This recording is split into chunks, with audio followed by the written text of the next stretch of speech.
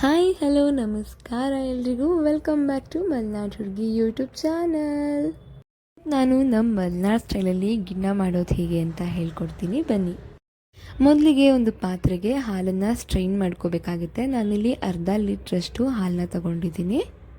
ಇವತ್ತು ಬೆಲ್ಲನ ಯೂಸ್ ಮಾಡಿಕೊಂಡು ಗಿಣ್ಣ ಮಾಡ್ತಿದ್ದೀನಿ. ಸಕ್ಕರೆ ಕೂಡ ನೀವು ಯೂಸ್ ಮಾಡಬಹುದು. ನಾನಿಲ್ಲಿ ಅರ್ಧ ಲೀಟ್ರ್ ಹಾಲ್ಗೆ 150 ml ಅಷ್ಟು ಜೀಬನ್ನ ಹಾಕ್ಕೊತಾ ಇದ್ದೀನಿ. ಒಬ್ಬರು ಜೀಬು ಅಂತಾರೆ, ಇನ್ನು ಸ್ವಲ್ಪ ಜನ ಗೀಬು ಅಂತಾರೆ. ಡಿಪೆಂಡ್ಸ್, ಒಂದೊಂದು ಪ್ರಾಂತ್ಯದ ಕಡೆ ಒಂದೊಂದು ಹೆಸರಲ್ಲಿ ಕರೀತಾರೆ. ಇದನ್ನು ಕೂಡ ಅಷ್ಟೇ ಸ್ಟ್ರೈನ್ ಮಾಡಿ ಇಟ್ಕೊಂಡು ಆನಂತರ ಹಾಕ್ತಾಯಿದ್ದೀನಿ. ಹಾಗೆಯೇ 1 ಟೀ ಸ್ಪೂನಷ್ಟು ಏಲಕ್ಕಿ ಪೌಡರ್ನ ಕೂಡ ಹಾಕ್ತಾಯಿದ್ದೀನಿ. ನಾನು ಮಾಡ್ತಿರೋ ಕ್ವಾಂಟಿಟಿಗೆ 1/4 kg ಬೆಲ್ಲನ ಕರಗಿಸಿ ಹಾಕೋತಾ ಇದ್ದೀನಿ. ನಿಮ್ಮ ರುಚಿಗೆ ಅಥವಾ ಸಿಹಿಗೆ ಸರಿಯಾಗುವಂತೆ ನೀವು ಇದನ್ನು ಹಾಕ್ಕೋಬಹುದು.